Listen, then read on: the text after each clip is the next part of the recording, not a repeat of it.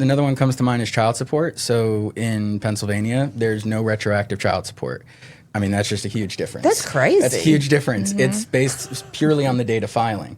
So that's where, like, if you have the spouse that's not leaving the house, even though you've told them, I want a divorce, I filed, I have legally announced my separation to the world, but they won't leave, you can't get child support, you can't get a custody order while they're in the house. Welcome to the Exit Strategy, your no bullshit guide to divorce with the experienced attorneys from New Direction Family Law. Unfiltered discussions to help you move from victim to victorious and from bitter to better. Hello, everyone. It's Elizabeth Stephenson with New Direction Family Law and my partner in crime, Sarah Hink. Ditto, New Direction Family Law. We're attorneys. We're not your attorney if you're not in North Carolina. That's right. And that is a big topic of today's episode. And we have a new attorney to our office, Tyler Kaestner, and he came from a different state. So we've learned a little bit about how states are different in the procedural and the law aspect of it. But first, we're just going to know Tyler. Tyler, introduce yourself. Tell us a little bit about you. Hi. My name's Tyler Kaestner. I'm originally from Florida, went to Florida State University, then went up to Pennsylvania to go to Villanova Law, practiced in Pennsylvania for a couple years, and then just recently moved with my wife over here to Raleigh. And so did the fun process of transferring all my legal bar licensing and so forth, got that squared away, and I'm happy to be here with you. We're so excited. Yeah, and just like And a you lot may of have us, seen him on our TikTok channel and our YouTube channel because he was fabulous in that video. Instagram. So they say. I won't read the comments. Yeah, that recent topic about AI. Yes. Yeah, good stuff. If you need questions about that, it's infiltrating every part of your life. Yes. Yeah, be careful. Be careful. Yeah. Yeah. We're real, though. We are real. We are. We're Not AI. We're not AI generated. No, God, no. We'd be a lot more correct and perfect if we were. That's right. Yeah. But we're having, and that's something I learned about Tyler. You know, we were talking about the procedural parts of practice and how they're different in Pennsylvania and versus here. And it's just like, if you're listening, so we get calls from people out of state. True. Because they listen to the podcast somehow, and I'm like, no, I cannot help you, but it's important. So tell us the biggest differences that you've picked up since practicing in North Carolina. Oh boy. So we'll start on divorce. I guess just literally how you get divorced or when you can file. So in Pennsylvania, you can file at any time. And then once you file, you either have to wait a minimum of 90 days and then both parties could consent. And then if you still had like financial matters or so forth, those would still continue.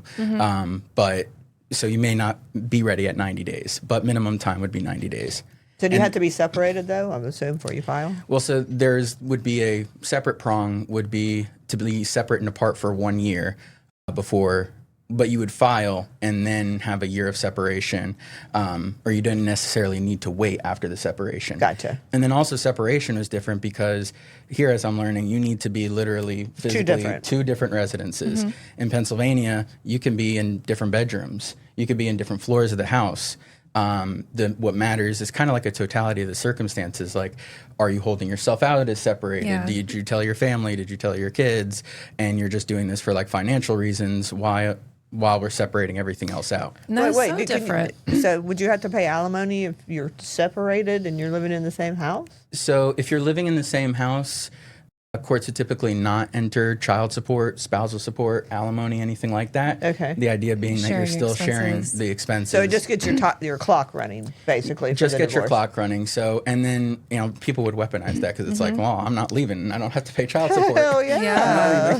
And that's why, like, you got to be careful using AI and Googling out there because you might pick up a different state's rules. And, you think you're separated, but you're not. Right. People think, well... Or in North Carolina, you think you're separated. Because you're not. Yeah. Because when I was in Pennsylvania, like, one of the most common questions I got in consults was like, oh, like, how do we be legally separated? And there's really not a legal separation concept in Pennsylvania. Interesting. But here, there very clearly is this period of where you need to be physically separate. So Right. that Which is I a never glaring really difference. understood because the whole point of us, as I understand it, waiting a year is we're in the Bible Belt is what we used to be called. So they're thinking that within that year, y'all will reconcile. Come to Jesus. Have it come to you Jesus have in the a come Bible to Jesus Belt. meeting. Well, up in the godless north, they're just like, just 90 days. That's 3 months. That's all you need. Yeah. But it's just, I don't know. I think it's ridiculous. But our legislator there's a bill proposed to shorten the year here in North Carolina. There is. You might see my face on that too. There was also one about, I think, what was it? There was, you could still live together too. So it's a comprehensive statute to like completely amend the divorce statute, and it is, I believe, in the Senate. I was getting a little confused on the legislative history, so it's not yet passed. You're new to the state. So. Yeah. So it's going through the state legislature, but it would drastically revamp a lot of parts. So it would reduce that 1 year to 6 months of living physically separate. Right. And then there is a addition in the paragraph which like kind of defines separation, where like for financial reasons, right? If you're still living together, basically, that's right. It would not break up that 6 months. And then there was something about it had a didn't have a DV provision in there too, that you did not have to wait the year. You didn't have to wait at all. If you're a you're victim of domestic violence. Yeah, which our attorneys' brains we have are an just issue like about that. Don't do that. All of us were just like, well, what do you mean by domestic violence? A criminal charge, a DVPO? Like, you have to define these things, and people weaponizing it, claiming that there's DV when there's not, just to get a quick divorce. But here's the important part of that is, as you can see, even if you came to us a year ago and had an initial consult with us, things might change. If you said that you didn't separate and you want to separate, you might want to check back in with if you went and saw someone before, if things have changed or not. That'd be a huge change. Yes. And it sounds like it mimics other states. Sort of states. Yeah. I think the 6 months is kind of like it's a good middle ground because 90 days might be really too quick. And like, did we fully resolve all the issues? Were we, putting everything on the table or so forth? But I agree with that. Yeah, I agree. Okay, so that's divorce. What else? So custody, there's just like kind of technically different elements. I would say broad picture procedurally, it's analogous, but just how we have conferences, like we have a lot of Zoom conferences still, at least in the counties that I practiced in Pennsylvania. And then that's another thing, is like county to county, all these things change too. They have different characters. Same here.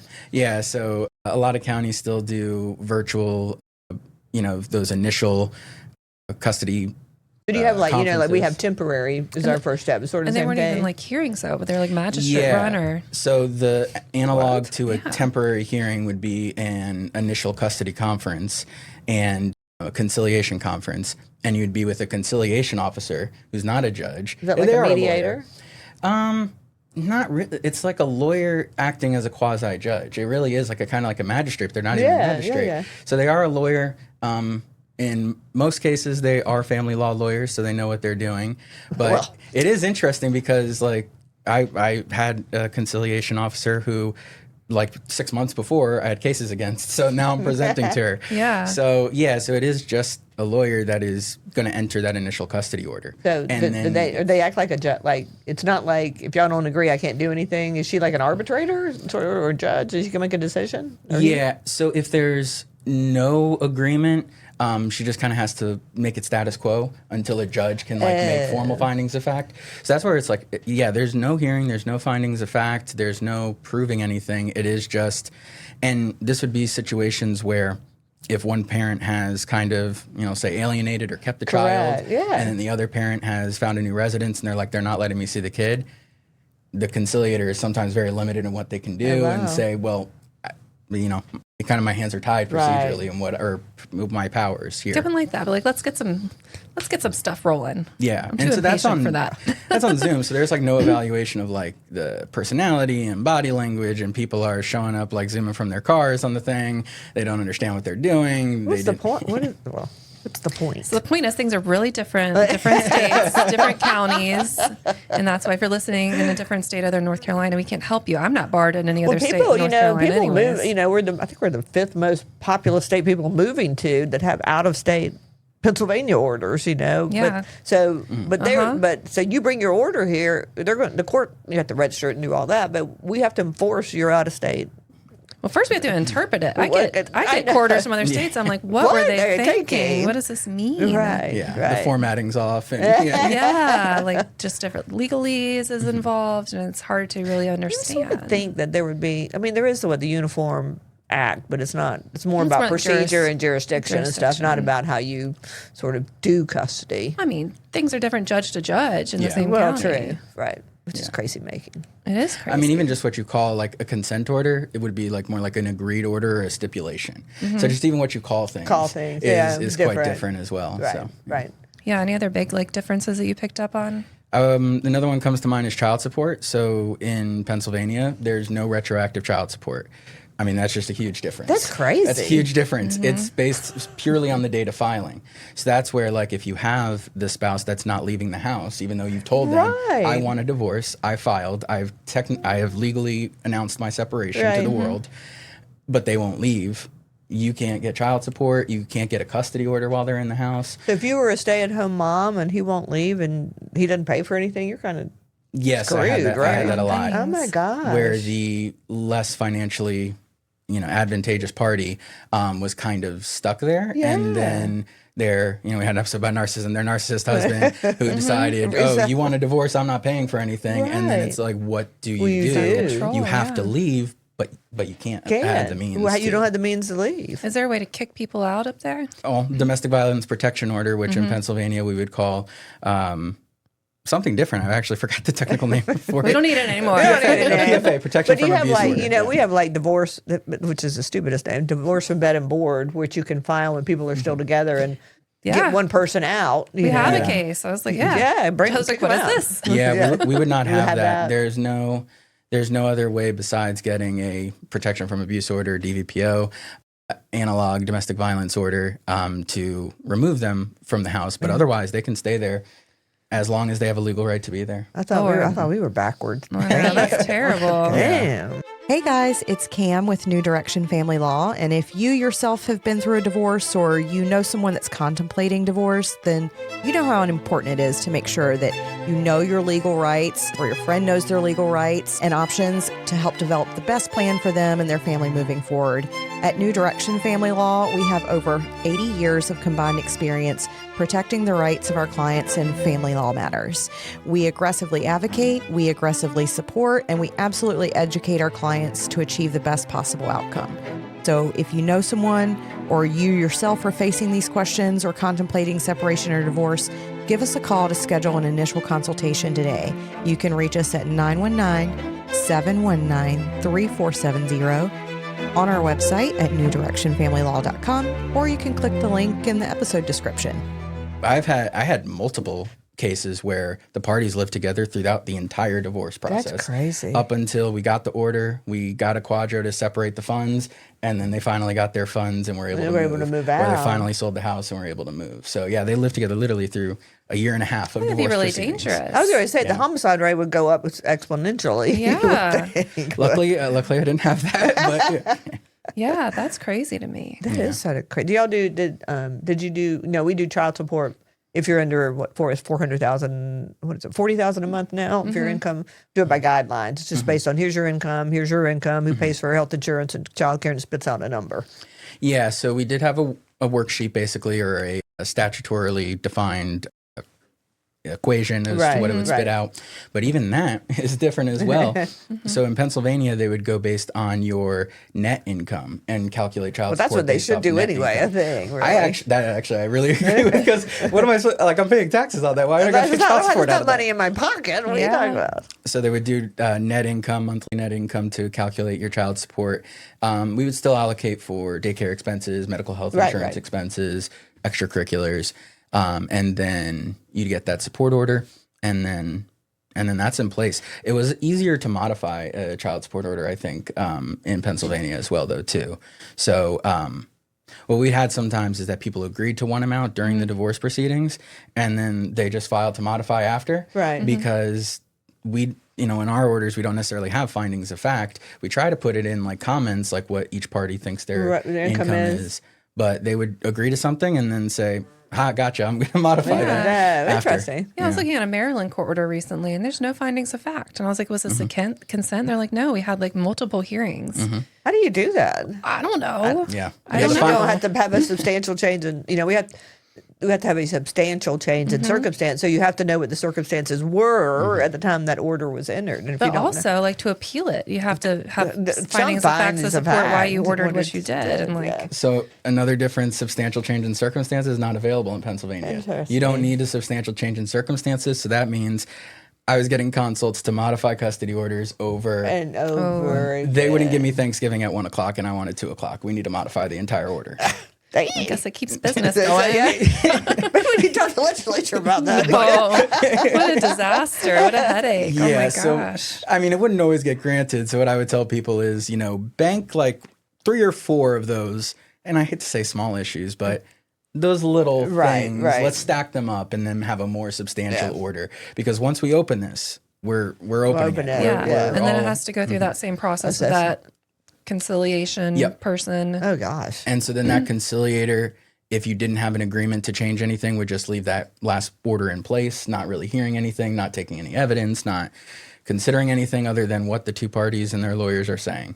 It would take like 45 minutes and then they send you on and then schedule out for a hearing 4 or 5 months later. Go ahead. Was it less litigious? I feel like we're maybe more litigious here. I feel like that would be more litigious. Maybe I'm wrong. I think in my couple months now getting integrated here that there have been a lot more court appearances because you go to court for more things here, but more agreements, resolutions, mediation. We didn't have mandatory mediation in the divorce process. I think everybody should have that for so sure. You'd file a divorce, and if you have equitable distribution, it's we have discovery, and then it's up to us to decide if we're going to be able to come to an agreement. If not, we're going to a conciliation officer again, just like this. Well, do you have like we have certified financial mediators that have been trained? That's what they're family law attorneys. Did y'all have that? Even if you weren't mandated to go, a lot of people aren't, but you want them to go and you talk them into it. We can go to mediation. Yeah, we couldn't force the other party to go to any type of mediation like that. Yeah. So and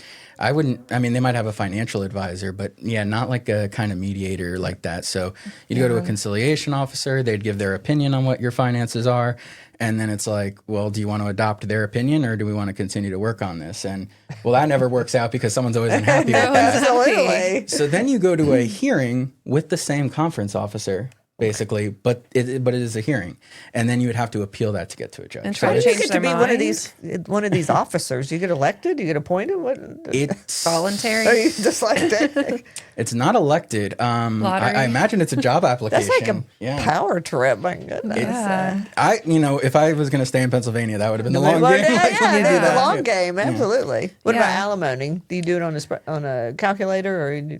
Oh yes, places do that. Yeah, alimony did not have a specific calculator. There were enumerated factors that the court basically had to consider in determining length, duration, amount of alimony. And I think kind of the length of alimony is a big difference that I'm seeing initially here. In Pennsylvania, alimony orders were very short, 3-6 months, maybe a year. And I've come across a couple of cases that are like lifetime alimony here. Yeah. So I think that's not actually often, quite but different. Especially back in the day, they used to. Yeah. But if it's been a long marriage, they'll sometimes they'll bridge you to retirement because you may only have like 10 years. But we sort of start with the premise of half the length of the marriage. That's like the rule of thumb. It's not written down anywhere. But it's until retirement age. Just half the length of the marriage. Half the length of the marriage. But once you're at retirement, the other person isn't making they're making income, but it's plus you're getting half their retirement, so you may not need it. You kind of start at half length of the marriage and then up it or reduce it based on the other factors, like maybe getting Social Security, retirement, right, what have you. So did y'all have the famous alienation of affection? Not at all. Not a thing at all. Criminal conversation, alienation of affection. That's why I moved to North Carolina. You can make big money on that. Where's the spice? It was interesting. I would actually listen to the podcast, and this is where I first heard really about that, and y'all talking about that. So after that, I dove in and looked at it and told my wife about it. And my wife's an attorney too, so we're both arguing it between us. So this is a dangerous road. Let's not go. And then he joins us, and he works on a lot of my cases. And one of our first cases, Tyler, was an alienation case. That's right. Which is settling, so that's good. I'm like, darn. I know. It's settling? Yes. Which they should. They should settle. I agree. Everyone's dirty laundry gets dragged out in that process. Yeah. No one comes out happy or looking good, and the stress. Just end it. Just move on. Which that amendment that's coming through the North Carolina legislature would remove that entirely. I know. So that'll be a pretty big revolution in the law. I don't. Well, it should be. I always Like felt personally, I support that. Professionally, I don't know. It's always good for leverage, is what I have to say. That is true. That's good for leverage, and that's what happens. A lot of cases, that's what happened in our. I just wanted to be case. in the back room when they came up with the title "Criminal Conversation." Right. I can just Because it's imagine people criminal. laying in. Well, I know, but I can just see laying in bed or having an affair. There's probably not a lot of conversing going on. Yeah, no, Well, maybe not. because it's still a crime in North Carolina. It You is can get a crime. It charged is. under the criminal You statute. certainly can. With not with alienation, but with having an affair. Yeah. Or you still like. I don't know if other states have that or not. It's like, people ask me all the time, can I date? Yeah, let's just be discreet. The DA is not going to come No. after you for doing that, but it is a crime. It You're is right. a crime. That's when we can plead the fifth in those cases to not answer certain questions. And Which then we can, and the judge can infer, and that's true. Yes, Yeah. you did have that. You did do that. And then having an affair doesn't matter in Pennsylvania. Does it matter for alimony or anything? It's a fact. Marital misconduct is one of the umpteen factors Factors. into alimony. think that's so how it's it not should be. defeating. Yeah, and in equitable distribution, in the divorce, in custody, it doesn't matter at Yeah. all. So it feels almost not as just for the person that's gone through that. I agree. Rightfully so. But yeah, not a concept. I at don't all. like how we have that here, that it's barred. You don't get alimony if you had an affair. You're right. I And then- agree with that. I think it should be. If you did it, it could be a factor, and you're Yeah, the just like dependent. all If the you other did it and you're factors. supporting, you're definitely paying. Yeah, but That's like what the I deafening pain could be $1 too. Like sometimes you get low income Well, people true. and they cheated, and I'm like, well, you're not going to have like some windfall from his affair, Right. Well, or her that's true. affair, Yeah. you know. And then like I feel like abuse is worse. Like he punched you in the face, but That's not an automatic mandatory. I alimony. agree Yeah. with that. Yeah. So I don't know, that's my personal opinion on that, and that's not in the legislature. So I guess that won't be changing. Yeah, I mean, old men up there. So. alimony's like still running the numbers, even though it says that, unless it's a bar. That's what people need to understand is that the factors. What's your income? What's your shortfall? What do you have to pay her? Basically, is and what it it comes down to. terminates when you cohabitate. Cohabitate. So if you end up shacking up with that person you had an affair with anyways, and That's got to stop. I hope he's rich. You know? Can help you there. True. Yeah. Yeah. Another one that I'd like to highlight is a subpoena process. That really blew my mind. In Pennsylvania, for a subpoena, first of all, discovery was not available in custody cases at all. What? No discovery in custody. So I would I'd get on these Zoom conferences, have no idea what the other person's going to say. Right. I walked into a judge's chambers one time and I made my argument and I was like, yeah, my person's right. And then the opposing counsel's like, that's funny. Here's a stack of text messages. Look at That's those. crazy. And I was Crazy. like, I can't say anything more. I gotta go review these. It helps settle And, cases to have that information. Absolutely. Yeah, and my client was not truthful Yeah, with me. trial These by messages were awful. ambush is never good. No. So, No. but the subpoena process in divorce equitable distribution, we would have to send notice to the opposing party or counsel first, tell them that we intend to send a subpoena. There is a 20-day period with which they can then object or file a protection order, motion for protective order, and then we'd have to hear that. Or they could waive that 20 days. And then after the 20 days, then we can send the subpoena. So would that be to any third party? You would have to like To a bank to get a record? To a bank, to their work, to a witness. If we wanted to call a witness, we'd have to notify the other party ahead of time. So, we have, like, if you file something here, if it's financial or it's property, under our local rules, and I think most local rules, you're mandated to provide certain initial disclosures. So I think the part of that is so you don't have to go through all that. Yeah, I wouldn't. In child support, there would be a certain. We didn't call them initial disclosures, Right, but, right. Provide your tax return, Right. last 6 months of pay stub. But in the divorce or equitable distribution process, it's all just discovery. There's no initial disclosure. and 20-day waiting period. Oh, I'd lose my mind. That would be crazy. Yeah, we're just like firing them off. Hell yeah. Then you object. Too bad. Good luck, buddy. Good luck on that. You said that. Yeah, the first subpoena you asked me to send, I'm like, oh, okay, so I got to send this to the opposing party. I'm like, Like, no, why are you doing that? No, what are you talking about? No. No. Yeah. So I mean, I love doing that. Yeah, I so love the discovery interesting. process. Yeah, it's okay. It is so different, and that's why people out there using AI and like Googling, like you Yeah, know where they're don't getting that come. information. Here's what I'm going to tell you: do not come into a consultation with your AI, Google AI, JD. Don't do it because it's not helpful. No. And don't tell me what your friend told you and what they did and what they went through because it's all different. It is so case by case, yeah. So I think we often hear that too. Is like, oh, my friend got $100,000. Yeah, got the whole house. Like, what are we doing? And then with the AI, there's another video on this as well. Is like there's a case now where it says what you put into AI, the court is treating that as like a third part, almost like a person, which is, I mean, I hope that gets resolved and returned on further appeal. But for right now, what you put into AI, you got to be careful because that could be discoverable information. So all the questions that you've asked are going to be put up I there. cheated on my spouse. What do I do? We can get discovery from Claude, from ChatGPT. I'm ready to send those subpoenas. Absolutely. Who am I sending them to? And we don't have a 20-day waiting period. So we're doing it. So turn it over, Claude. And we can tell when people use it. Like in one of my cases, the opposing party did their discovery responses through their attorney in AI format. I know. I was like, I know. You get your emails and you could tell it's AI. I know. Like, I'm like, why? Then they try to use it in court, and I was like, excuse me, no way. And the judge was like, no way, get that out of here. And the judges are not pro AI. I tell you that much. No. No. I'm too old to be pro AI. But. No, and get the gatekeeper orders that prevent them from filing their nonsense. Did not have that in Pennsylvania at all. That's an amazing tool. I love that. They think you're going to represent yourself by filing a bunch of motions based on AI, like ChatGPT, and the judge is going to say, "Good luck, buddy. You can't file a single more document." Well, what I can tell you, I'm a TikTok girly, but there is now somehow I got on this side of TikTok, but there are pro se parties.